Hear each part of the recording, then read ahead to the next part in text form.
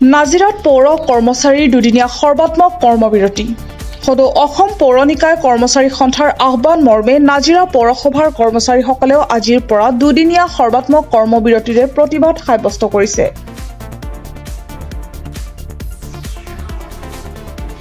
পৌৰসভাসমূহত কৰ্মৰত অভিযন্তা আৰু গাণনিকসকলক চাকৰি নিয়মীয়াকৰণৰ বিপৰীতে চৰকাৰে নতুনকৈ নিযুক্তি দিব বিচৰা কাৰ্য প্ৰত্যাহাৰ কৰা, সমূহ মাষ্টাৰ ৰোল আৰু হৰিজন কৰ্মীসকলক চাকৰি নিয়মীয়া কৰা আদি দাবীকে ধৰি পৌৰ কৰ্মচাৰীৰ দীৰ্ঘদিনীয়া ৫ দফীয়া দাবী কাৰ্যকৰী কৰাৰ ক্ষেত্ৰত চৰকাৰী পক্ষই অলপো গুৰুত্ব আৰোপ নকৰাৰ প্ৰতিবাদত পৌৰ কৰ্মচাৰীৰ এই দুদিনীয়া সৰ্বাত্মক কৰ্মবিৰতিৰে প্ৰতিবাদ সাব্যস্ত কৰিছে।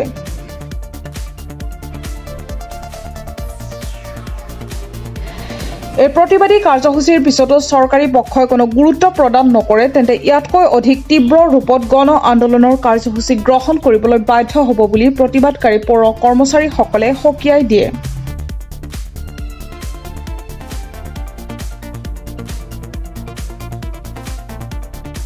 কিন্তু প্ৰকৃতাৰ্থত আমি শুভেচ্ছাই জ্ঞাপন কৰিছোঁ, কিন্তু দুৰ্গাউৎসৱ পাতিব পৰাকৈ আমি পৌৰ কৰ্মচাৰীসকল নাই। সেই কাৰণে আমি এই ৪ আৰু ৫ তাৰিখে আমি আমাৰ প্ৰতিবাদী কাৰ্যপন্থা হাতত লৈছোঁ সদৌ অসম জুৰি। সেই অনুপাতে নাজিৰা পৌৰসভাতো আমি কাৰ্যসূচীবোৰ হাতত লৈছোঁ। গতিকে আমাৰ মূল দাবী হ'ল যে আমাক চৰকাৰীকৰণ কৰিব লাগে। ২০২১ চনৰ যি আমাৰ চৰকাৰী গেজেট নটিফিকেশ্যন ওলালে, এই গেজেট নটিফিকেশ্যন মতে আমাক চৰকাৰীকৰণ কৰিব লাগে। ইয়াত ৰেগুলাৰ কৰ্মচাৰী, master roll, Harijan, fix pay সকলোকে কৰিব লাগে। কিন্তু আমি এতিয়া দুৰ্ভাগ্য যে আমাৰ এই কৰ্মচাৰীসকলক আজি ৩ বছৰ হ'ল গেজেট নটিফিকেশ্যন ওলাই যোৱা, কিন্তু 3 বছৰো আমাক চৰকাৰীকৰণ কৰা নাই। কৰিম কৰি আমাক আভুৱা যোৱাই আছে চৰকাৰে। গতিকে আমি চৰকাৰৰ ওচৰত সেইকাৰণে সবল প্ৰতিবাদ জনাইছোঁ যে আমাক চৰকাৰীকৰণ কৰিব লাগে। আৰু এই আজি এসপ্তাহৰ ভিতৰত আমি এটা ডাঙৰ আটাইতকৈ দুৰ্ভাগ্যজনক কথা যে আমাৰ বিভিন্ন পৌৰসভাত আমাৰ অভিযন্তা আছে, গাণনিক আছে, থকাৰ স্বত্তেও চৰকাৰে নিজাববীয়াকৈ গাণনিক আৰু অভিযন্তা নিয়োগ কৰিছে। ই এটা সঁচাকৈ আমাৰ কাৰণে দুখৰ বিষয় যে আমাৰ পৌৰ কৰ্মচাৰীসকলৰ ভিতৰত এই গাণনিক অভিযন্তাসকলে অত বছৰে কাম কৰি আছে, থকাৰ স্বত্তেও তেখেতলোকৰ ক্ষেত্ৰত কোনো কথা চিন্তা নকৰি নতুনকৈ গাণনিক আৰু অভিযন্তা নিয়োগ কৰাত আমি সঁচাকৈ দুখিত। যদি আমি এইটো ভাবোঁ যে আমাৰ যিসকল গাণনিক আছে, আমাৰ যিসকল অভিযন্তা আছে, তেখেতলোকক প্ৰকৃতত তাহাঁতক চৰকাৰীকৰণৰ আওতাত আনি চৰকাৰীকৰণ কৰিব লাগে। গতিকে বাকী তেখেতলোকে পাছত কি কৰে আমি ক'বলৈ নাযাওঁ। আমি সেইকাৰণে কাৰ্যবাহী বিষয়াৰ ক্ষেত্ৰত আমি সদায় আদৰণি জনাইছিলোঁ। কাৰ্যবাহী বিষয়াজন স্থায়ী লাগে আমাক, আমি লৈছোঁ, আমি মানি লৈছোঁ। কিন্তু গাণনিক আৰু অভিযন্তা যি দিছে, কিন্তু আমাৰ গাণনিক আৰু অভিযন্তাসকলক যেতিয়ালৈকে চৰকাৰীকৰণ নকৰিব আমি তেখেতলোকৰ ক্ষেত্ৰত কিন্তু অকণমান অসুবিধা পাইছোঁ। চৰকাৰে এই ক্ষেত্ৰত চৰকাৰৰ সিদ্ধান্তক আমি পুনৰবাৰ জনাওঁ যে আমাৰ এই কৰ্মচাৰীসকলক চৰকাৰীকৰণ কৰক, তাৰপিছতে তেখেতলোকে কি কৰ্মচাৰী নিয়োগ কৰে তাত আমাৰ কোনো আপত্তি নাথাকিব। কিন্তু যদি আমাক চৰকাৰীকৰণ নকৰাকৈ তেখেতলোকৰ কৰ্মচাৰী ইয়াত নিয়োগ কৰিয়ে থাকে, তেতিয়াহ'লে অনাগত দিনত আমি আমাৰ গণতান্ত্ৰিক পদ্ধতিৰে আন্দোলনৰ কাৰ্যসূচী বৃহৎ কৰিবলৈ বাধ্য হ'ম। গতিকে আমাৰ এইটো মূল দাবী আমি চৰকাৰলৈ জনাইছোঁ। আমি মুখ্যমন্ত্ৰী মহোদয়ক অনুৰোধ জনাইছোঁ যে আমাৰ কৰ্মচাৰীসকলক আপুনি আপোনাৰ দিনতেই চৰকাৰীকৰণ কৰিবলৈ যি মহৎ প্ৰচেষ্টা লৈছে, এই প্ৰচেষ্টাক সফল কৰক আৰু সফল কৰি আমাক চৰকাৰীকৰণ কৰাৰ প্ৰস্তুতি আদায় কৰক।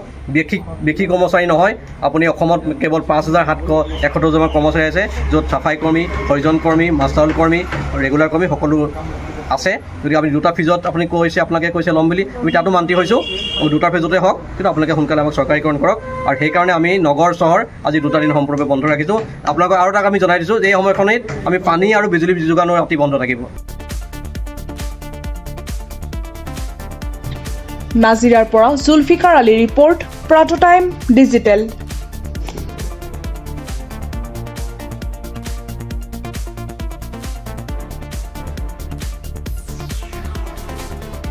অসমৰ সংবাদ জগতখনৰ বাবে এক সুখবৰ।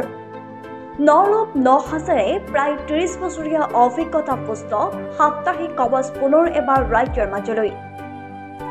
স্বত্বাধিকাৰী প্ৰণীতা কলিতাৰ দ্বাৰা প্ৰকাশিত আৰু অমৰজ্যোতি প্ৰিণ্টাৰ্ছ, গুৱাহাটী কমাৰ্চ কলেজৰ বিপৰীত ফালে মুদ্ৰিত। আমাৰ ঠিকনা মুখ্য কাৰ্যালয়, অসম ফৰেষ্ট স্কুল, হৰি মন্দিৰ পথ, গুৱাহাটী আৰু অস্থায়ী কাৰ্যালয় Kalita market, Bijoynagar, Kamrup, Assam.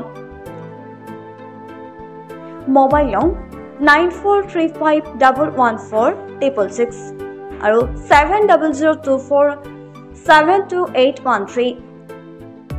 Mail ID prabhati.ahom@gmail.com।